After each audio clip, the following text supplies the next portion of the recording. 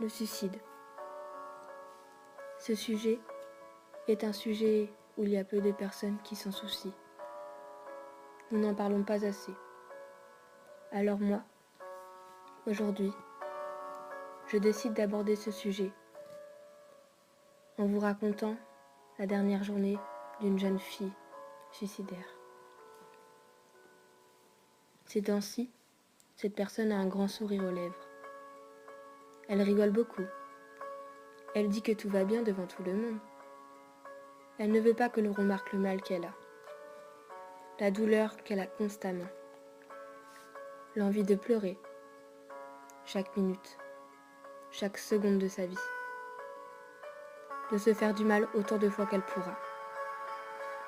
Elle a déjà pensé plusieurs fois au suicide, et elle a déjà essayé de se tuer, sans réussite.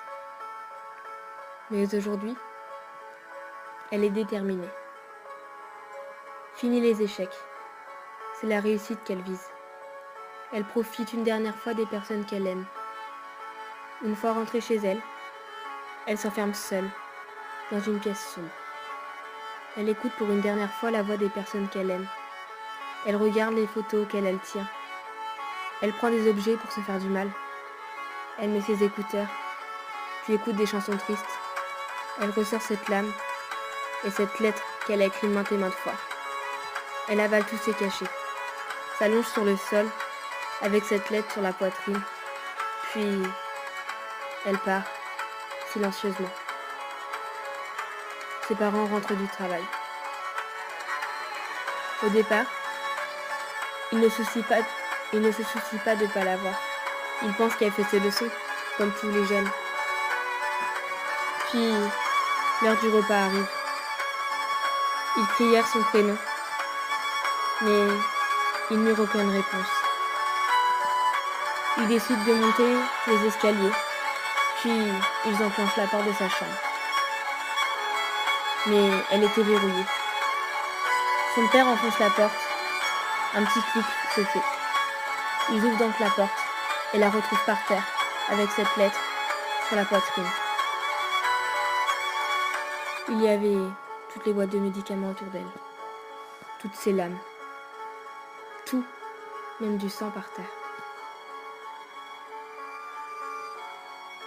Ils ont donc regardé si elle respirait encore, s'il y avait encore des battements de son cœur, mais plus rien. C'était trop tard. Sa mère pétait un câble. Elle devenait folle. Ils ont donc appelé le SAMU. Le SAMU a essayé de la réanimer. Mais c'était trop tard. Elle est partie. Ils ont donc regardé la lettre. Sur la lettre, elle explique pourquoi elle s'est suicidée et le mal qu'elle avait tous les jours. Pourquoi elle disait qu'elle allait bien, pour éviter les questions. Ses parents se sentaient coupables. Ils disent qu'ils étaient de mauvais parents. Et ses amis disent qu'ils étaient de mauvais amis. La vie de ces personnes ne sera plus jamais la même. Il y aura un manque, le manque de cette personne, le bonheur qu'elle leur apportait. Donc moi je vous dis, quand une personne vous dit qu'elle va bien et qu'elle se met à sourire du jour au lendemain, sans aucune raison, dites-lui « Non, je sais comme ça ne va pas. Je suis là, parle-moi. Arrête de te braquer à chaque fois que je te pose une question. Pourquoi tu me mens autant? Avoue que tu vas pas bien. Arrête de faire ce sourire menteur. Alors que je sais que le soir tu craques chez toi. S'il te plaît, arrête de te cacher. Parle-moi. Et vous sauverez peut-être des vies.